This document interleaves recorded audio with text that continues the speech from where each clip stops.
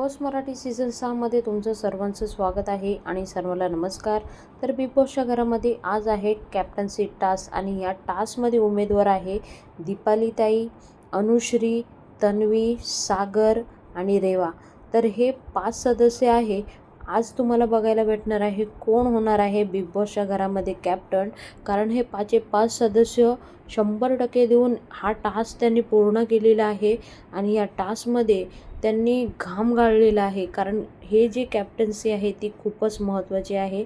Direct 14व्या हप्त्यापर्यंत हे जे captain बनन ह्या वीकमध्ये ते डायरेक्ट 14व्या हप्त्यामध्ये जाणार आहे. म्हणून घरचे सर्व सदस्य जेवढे उमेदवार आहे तेवढे 100% देऊन खेळत आहे.